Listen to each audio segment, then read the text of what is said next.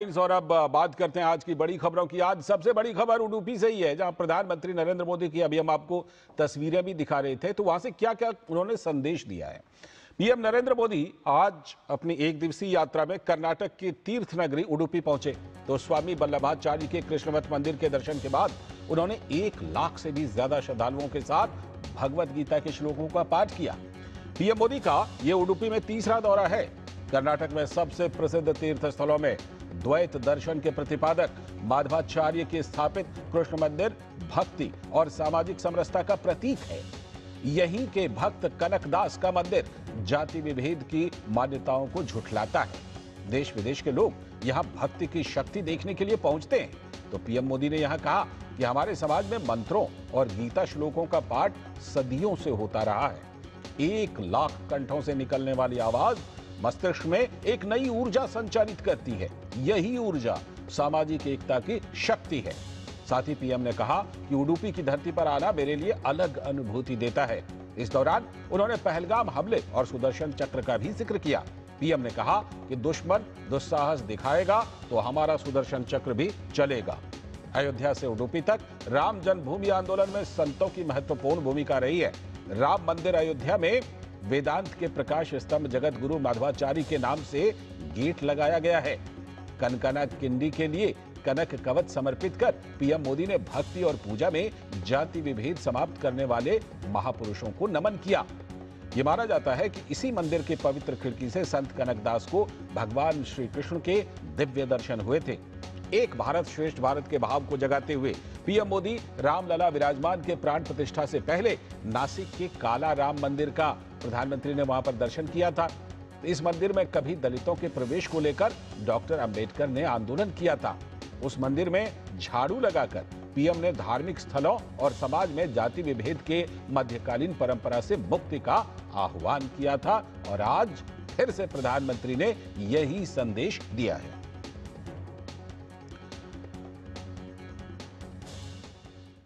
तो पीएम मोदी ने अपने संबोधन में कहा कि महान संत कवि कनकदास जी के दर्शन को अपना सौभाग्य बताते हुए प्रधानमंत्री ने खुद को उनका भक्त बताया। उन्होंने कहा कि उनकी शिक्षा उन्हें लोक कल्याण के काम करने के लिए प्रेरित करती है।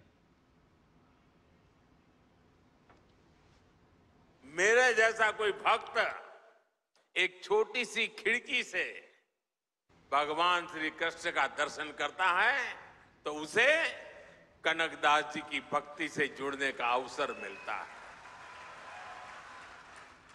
और मैं तो बहुत सौभाग्यशाली हूं, मुझे इसके पहले भी ये सौभाग्य प्राप्त होता रहा है। कनकदास जी को नमन करने का सौभाग्य मिला है। साथियों, भगवान श्री कृष्ण के उपदेश, उनकी शिक्षा हर युग में व्यवहारिक है। गीता के शब्द सिर्फ व्यक्ति ही नहीं, राष्ट्र की नीति को भी दिशा देते हैं। साथ ही प्रधानमंत्री ने कहा कि कर्नाटक के लिए गर्व की बात है कि राम मंदिर का एक गेट माधवाचार्य के नाम पर रखा गया है। भगवान राम के अनन्य भक्त जगत गुरु मध्वाचार्य जी ने लिखा था, रामाय शाश्वत सुविस्तृत षड्गुणाय सर्वेश्वराय बलवीर्य महारणवाय। अर्थात भगवान श्री राम 6 दिव्य गुणों से विभूषित सर्वेश्वर और अपार शक्ति साहस के सागर है। और इसलिए राम मंदिर परिसर का एक द्वार उनके नाम पर होना उडुपी कर्नाटका और पूरे देश के लोगों के लिए बहुत गौरव की बात है।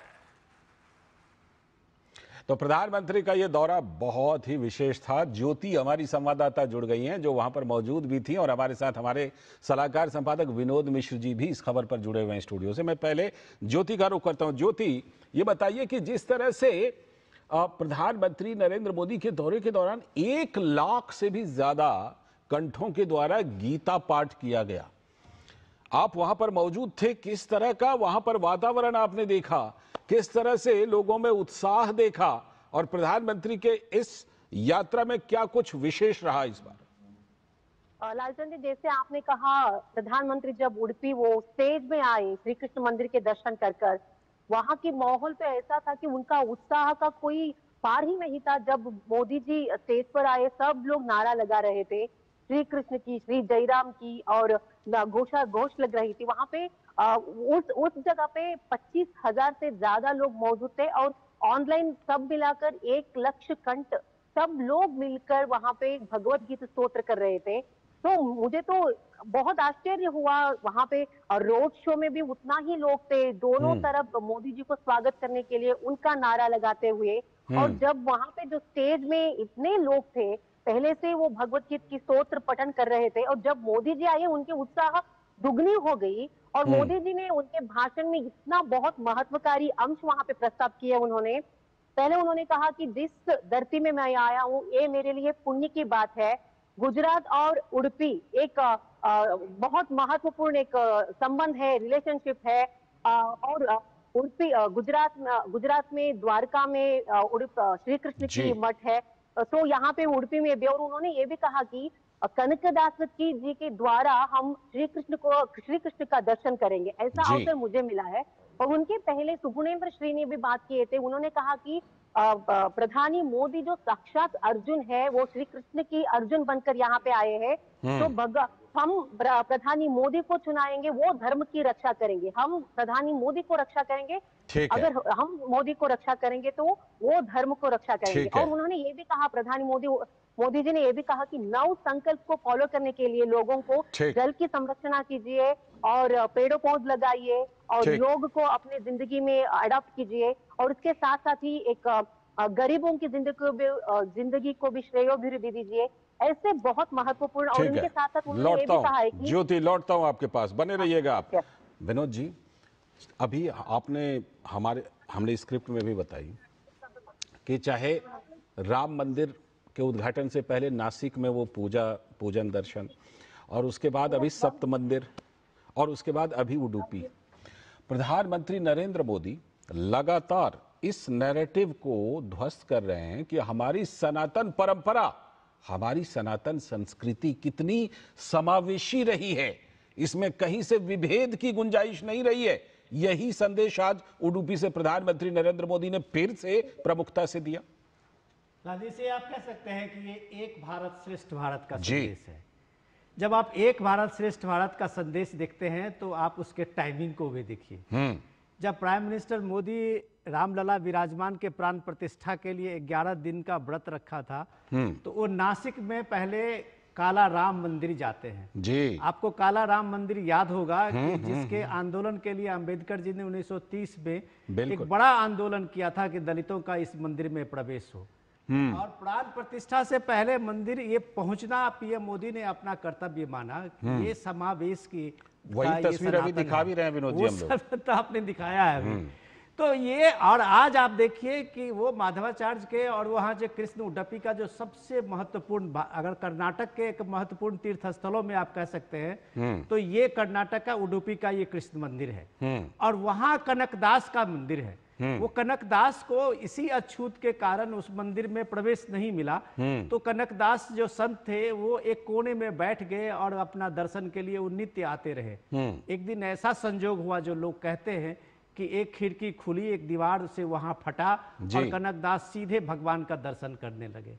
तो ये जो भारत की एक श्रेष्ठता है कि आप उसमें भक्ति में, भाव में, जिस काल में ये मध्यकाल का भी जो बीमारी है वो आया हो, लेकिन भगवान में और भक्ति में कोई जाति और कोई पंथ, कोई संप्रदाय ये नहीं है, सबके लिए द्वार खुला है। और कृष्ण से सीधे कनकदास की वो मुलाकात, वो दर्शन को पीएम मोदी ने कहा। आज आपने सुना कि वो कह रहे थे कि मेरे जैसे भक्त को भी कनकदास के उस खिड़की से भगवान का दर्शन हुआ।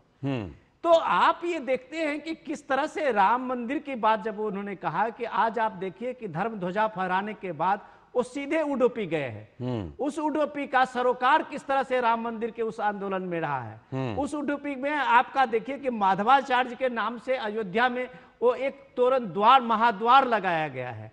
तो जो राम की श्रेष्ठता को लेकर माधवाचार्य का वर्णन है। तो आप जब इन चीजों को देखते हैं तो इस चीजों में एक संदेश ये है कि जो लोग भारत को ये मानते हैं कि 1947 के बाद का ये देश है, उन्हें समझना पड़ेगा कि ये भारत एक सिविलाइजेशनल स्टेट है। बिल्कुल। और ये सिविलाइजेशन स्टेट जो है उसका, वो इसको एक सांस्कृतिक एकता का आधार देता है। इसी केरल से चला हुआ एक सन्यासी शंकराचार्य आपके देश के अलग अलग कोने में 4 मठ बनाते हैं, और 4 मठ की स्थापना आप एक ज्योग्राफिकली आइकॉन बना हुआ है, ये भारत एक राष्ट्र के रूप में स्थापित करता है। ये उडुपी भारत के राष्ट्र को किस तरह से गौरवान्वित करता है, सामाजिक एकता और समरसता का। यही गीता की बात करते हुए उन्होंने कहा, उडुपी से कहा कि हम वो गीता के देश हैं जो अगर दुश्मन दुस्साहस करता है तो हम सुदर्शन चक्र भी चलाते हैं। बिल्कुल। वो ऑपरेशन सिंदूर की भी बात प्राइम मिनिस्टर मोदी ने यहाँ की है। तो इस तरह से अनेकों संदेश पीएम मोदी के इस उडुपी के आज के इस दौरे से है। बिल्कुल बिल्कुल, ये हमारे शास्त्रों में ये सब कुछ है, सब कुछ है शास्त्रों में। शठे शाठ्यम समाचरित भी है, आवश्यकता पड़ने पर सुदर्शन चक्र उठा लेने की भी बात है। ज्योति, आज वहां पर एक चीज और दिखाई पड़ी, उडुपी में जो प्रधानमंत्री ने रोड शो किया उसकी कुछ तस्वीरें अभी हम अपने दर्शकों को दिखा रहे थे। क्या जबरदस्त उत्साह लोगों में प्रधानमंत्री नरेंद्र मोदी को देखने के लिए, उनका अभिवादन करने के लिए। आपने खुद वो दृश्य देखे हैं। प्रधानमंत्री ने इस कार्यक्रम में क्या, कितनी देर का ये रोड शो था, कहां से कहां तक का? लालचंद जी, जैसे आपने कहा रोड शो में बहुत लोग थे। एक 1.5 किलोमीटर का रोड शो था।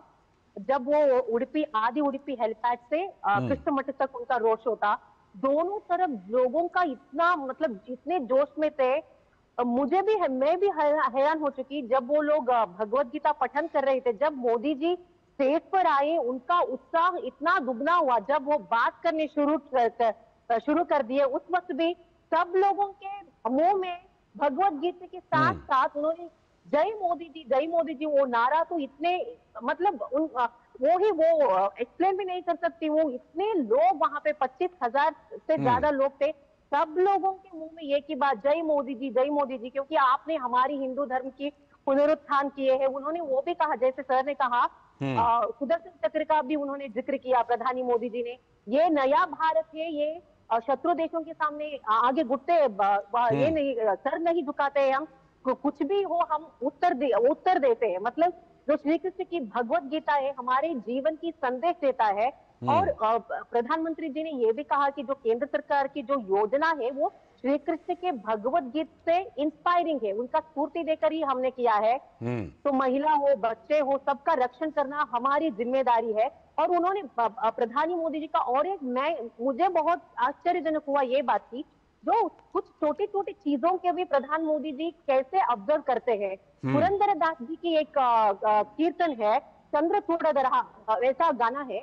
अभी वो युवा वो रील्स बना रहे हैं। मतलब प्रधानी मोदी जी ये भी एक ऑब्जर्व किए हैं कि यहाँ पे कर्नाटक में वो बहुत रील्स बन रहा है। तो जैसे आपने कहा, बहुत छोटे छोटे बच्चे भी वहां पे थे, फोटो लेकर खड़े हुए थे। प्रधानी मोदी जी ने वो भी ऑब्जर्व किया। उन्होंने कहा कि ये फोटो लाई है, मुझे दे दीजिए, मैं मेरे पास रख लेता हूँ, और उनका एड्रेस भी लिख दीजिए, और मैं उन्हें धन्यवाद पत्र भी देता हूँ। तो ये है मोदी जी का यहाँ तो बहुत क्रेज था।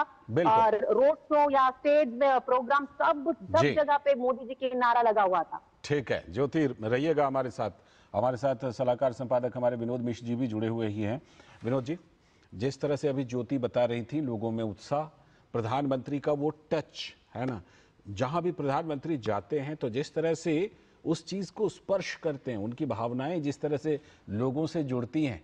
भले अभी अगर थोड़ी सी राजनीतिक बात कर लें, कर्नाटक में भले अभी कांग्रेस की सरकार है, कई तरह की उठापटक भी चल रही है, लेकिन प्रधानमंत्री नरेंद्र मोदी का वो कनेक्ट देखिए लोगों के साथ, जो तस्वीरों में दिखाई पड़ रही है।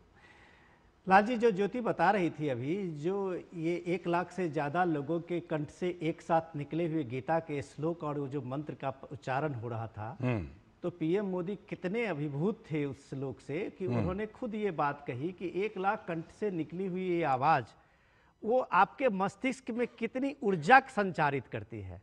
और ये जो ऊर्जा संचारित करती है, ये सामाजिक एकता के प्रतीक है। उस सामाजिक एकता में आप देखिए कि वो स्वर देने वाले कौन लोग हैं, किस जात के लोग हैं, कहाँ के हैं, नहीं हैं, कोई पता नहीं है। लेकिन वो स्वर गीता ने उनको मिलाया है और ये सामाजिक एकता के वो स्वर आपको ऊर्जावान करता है। यही गीता के तत्व है, यही गीता का भाव है। जो ज्योति कह रही थी कि गीता के श्लोक से ही नहीं, वो लोक कल्याण का जो भाव उन्होंने देखा है कि वो लोक कल्याण का भाव उन्हें गीता से मिला है।